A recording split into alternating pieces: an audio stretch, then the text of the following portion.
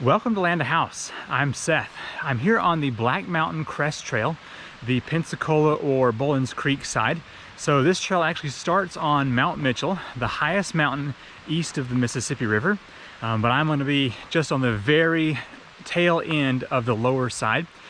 So I just dropped off my kids with their mom, and so I have got 11 hours to camp out before I have to be somewhere tomorrow morning. So let's go ahead and take a little trip. And it's what, 7:30 at night, so it's dark in an hour. I'll have to hurry. If you've never been to this trail, the lower end is kind of hard to get to. Here's a picture of what the Trailhead road looks like.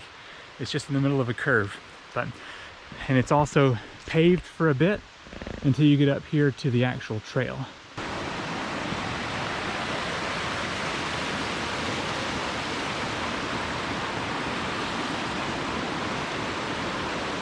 If you're new to the channel, thank you so much for being here. I sell an off-grid water pump called a ram pump, and that bridge is where some of my product photos were taken. So it's kind of fun to see that.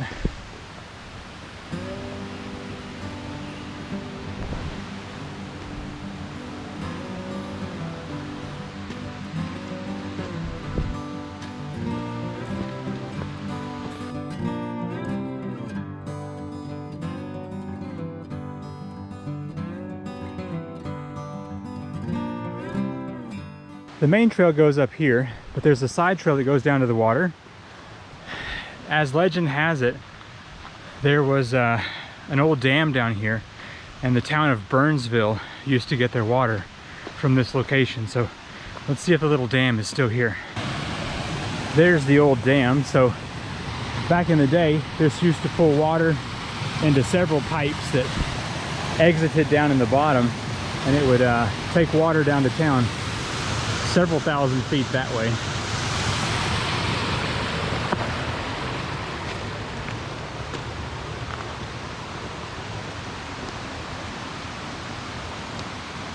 As you can see though, it's quite filled up with silt and sediment. I've stepped off the trail just a little bit, and I found, I believe, the best spot for the night. A little bit of light for me to show you my tent setup and such. And I think this is going to be flat enough for me to actually sleep on. So, and the creek is right over there. Should be a nice sound to sleep to tonight. So let me go ahead and set the camera up, and we'll begin getting the tent right in here.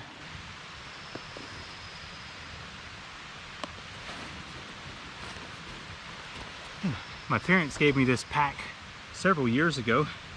It's the Osprey. I forget the exact model number, maybe a medium. But anyway, it's been really nice. I've thoroughly enjoyed it. So Featherstone, a company that makes tents and sleeping bags and a few other things, sent me the Obsidian one-person tent, and that's what I'm going to be setting up right here. So I've actually got a full review on this on my Tools, Tech, and Gear channel if you want to check that out. This tent only weighs 3 pounds and 12 ounces, I believe, including all the stakes and this ground cloth. I think that's even flatter than I was anticipating on this trip. There's not a lot of places to camp unless you're up on top of the mountain, Mount Silo or Mount Mitchell.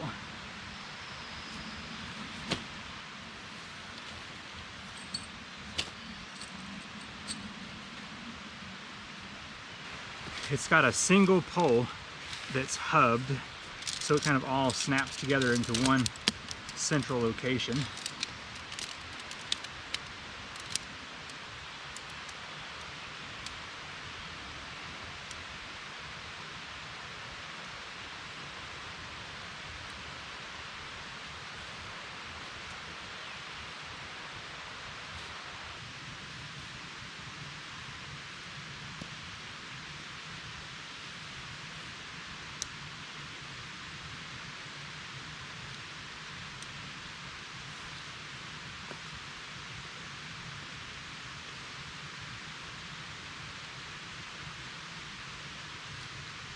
That's what the Obsidian one looks like whenever it's set up without the fly. Now it's supposed to rain tonight, so definitely going to be putting the fly on here. But you can see plenty of ventilation. Nice to have the included ground cloth, and the door over here extra large, so zips from right here all the way around up to right there. Okay, I'm gonna go ahead and put the fly on here.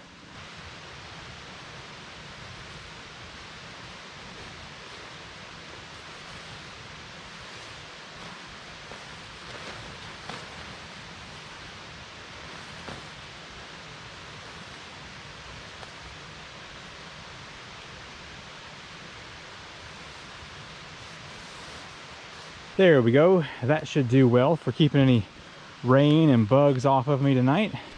So this whole side over here is accessible underneath here, but doesn't have a way to get to it on the inside. So your only door is right here on this side. I'm gonna go ahead and open this up real quick. Probably leave this stake right down here and then just fold this back so I can get in and out.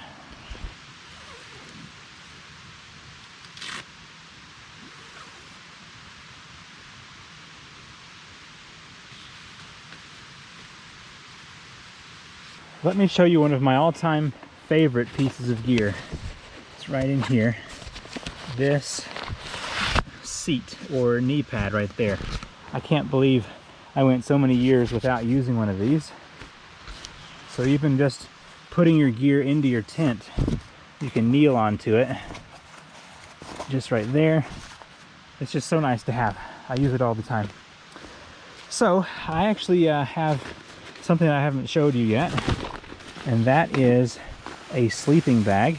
Well, I gotta get my Nemo pad there.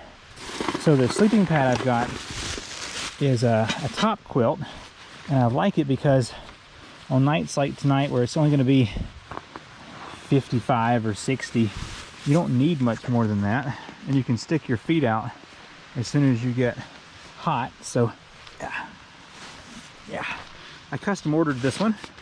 It's a UGQ Outdoor LLC. But anyway, I'll open it up here in just a moment so you can see what that's like. Definitely could have used another hour of light. It's gonna get dark here pretty quick. This Nemo sleeping pad has something called a pump sack. It's quite interesting. You blow into it and then you compress it to fill up your sleeping pad, and it just takes a lot of the work out of having to fill this thing up.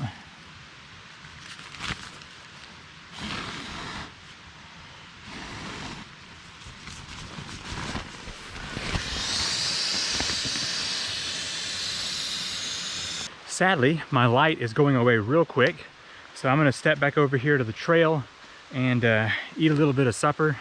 Next time I bring you out here, I'll have to try a bit harder to get out here before the dark time, before it's too dark. A lot of times when I go camping, I get these super expensive mountain house meals. They taste really good, and the cleanup is basically non-existent because you just throw the bag away. But anyway, and I also bought this little stove on Amazon. I forget even the name brand of it. It was one of those fairly inexpensive little deals, like 15, something like that. But it seems to work just fine. I've probably cooked, I don't know, 10 meals so far off of this little canister, and it has, I would say, about a quarter of it left still.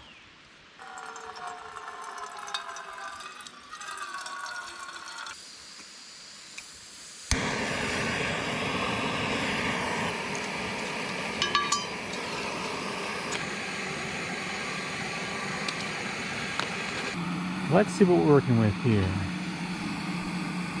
That seems warm enough to me. I don't want to wait all night for this thing, so.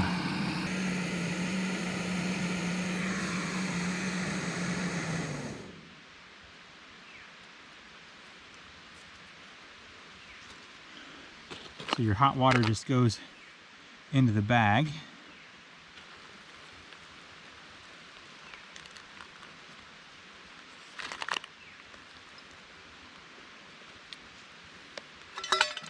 So basically the cleanup is done now. And then you close this up and then you let it sit for a while. Just kind of shake it around a bit. I've got the light down real low because of bugs, but this thing is cooling off. It tastes really good. It's got a bit of a spice to it with those peppers, but it's called chicken fried rice. Anyway, so things are getting super dark, as you can tell. And so I'm going to eat this real quick, toss the bag up in a tree with a little bit of cordage to keep it from raccoons and bears, brush my teeth, and then so in the morning I will maybe show you some more of the gear that I brought. Finished up supper, brushed my teeth, and now I'm back in the tent. I like how much headroom I've got in here. I've been sitting up doing a little bit of reading. It is starting to sprinkle outside. You can kind of hear the raindrops falling down. But as far as space goes here in the tent, got the shoes over there and the extra storage bags, and this is that top quilt. I'll show you that in the morning whenever it's a little bit brighter out. But the tent, I feel like it's just a little bit short.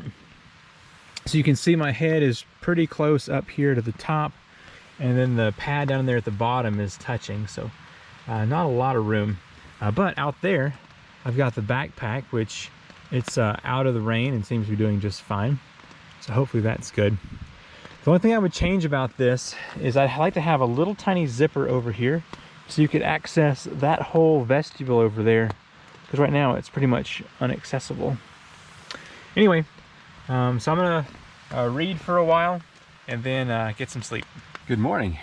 Actually, one of the better night sleeps I've had while camping.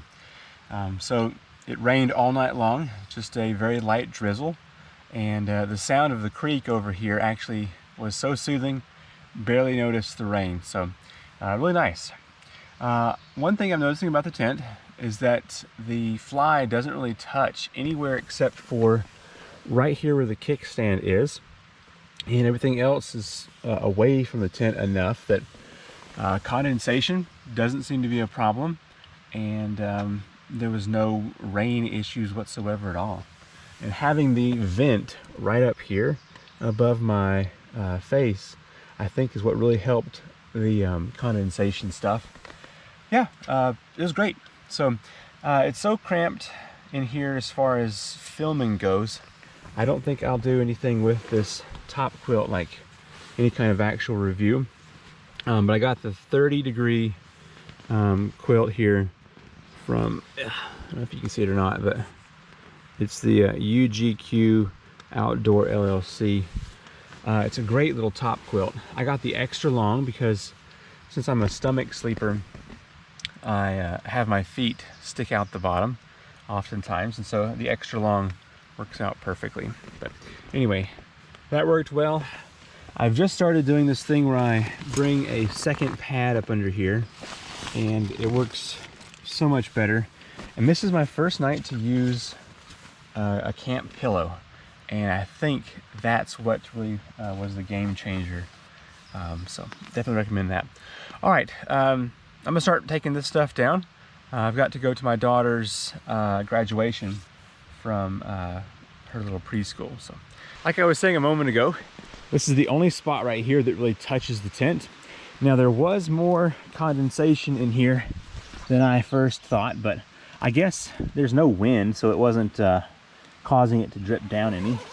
But if you flip this back some, it's just got some condensation. But anyway, let me do a time lapse real quick of pulling this thing down. Of course, I'll have to pop it a few times to get the water away from it.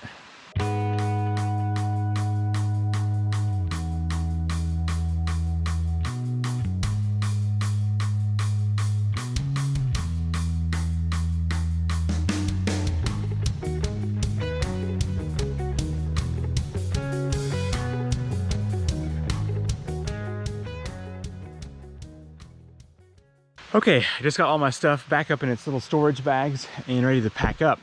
I think I'm gonna go get my food bag over here in the tree and meet back right here, have a little breakfast, and then I will head down the trail back up out of here. So let me grab that food real quick. I was heading back to the trail to eat last night, and I stepped on this big rock here in the creek and almost lost it. So apparently it is full of moss or algae or whatever. Very slippery. Looks like the food is still intact right there.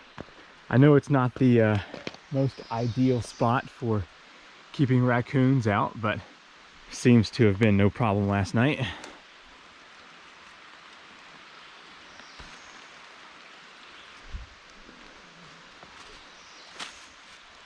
I think I mentioned this last night, but I'm doing the same mountain house and it's scrambled eggs for breakfast. So this time you just put 1 cup of water in here, boil it, and then let it sit for a couple minutes. Should be good to go. This has been a great little trip. I'll have to go back to the house and open up everything and let it air out for a while, which is typical for a camping trip. I'll have to come back up here again too. This is a really great spot. I don't sleep with a fan or anything at home, but having that water making all that nature sound next to me, I think greatly helped with my sleep. So it's about a mile up from the parking lot. You just go right past the little concrete dam and take a right towards the creek again. Good little trip. Last year, I think I did 2 camping trips, and this year I've done 4 so far, so definitely looking forward to a couple more before it gets dreadfully hot. But living right here next to Mount Silo, Mount Mitchell, it's would be a shame not to go camping a few more times.